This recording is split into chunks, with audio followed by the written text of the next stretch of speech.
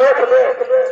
तो बाप महतारी के चोरी चोरी निहारों के चोरी चोरी चाउर देख रही कि चलो जल्दी आ जाइए फलाने गाँव में और कहो भजन भाव देख ले कथा भागवत सुने तो वहाँ कोई नहीं जरूरी है तो कहा गया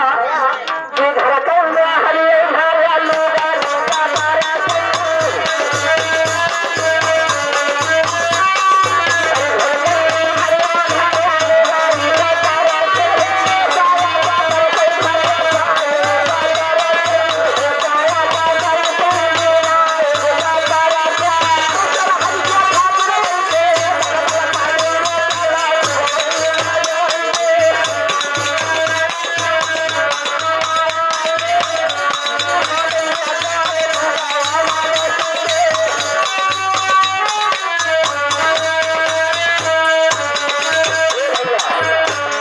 मेला के बात बताई थे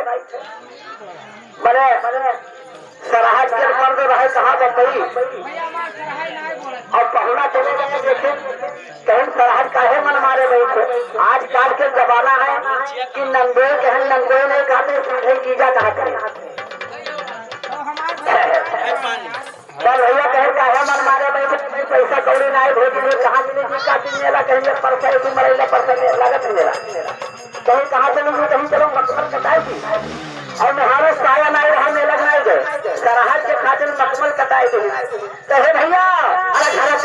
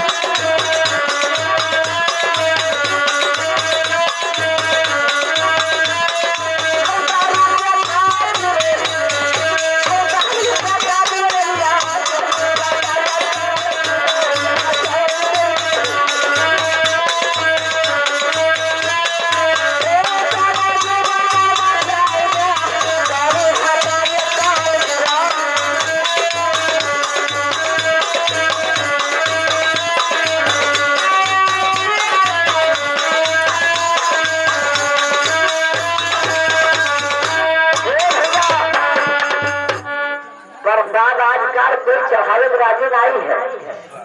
प्रसाद कोई देवता पर चढ़ा को बताओ कोई राजी हो चढ़ावे जब दुख दिहाई तो कोई चढ़ाई नहीं है। अरे लड़कों क्या खाते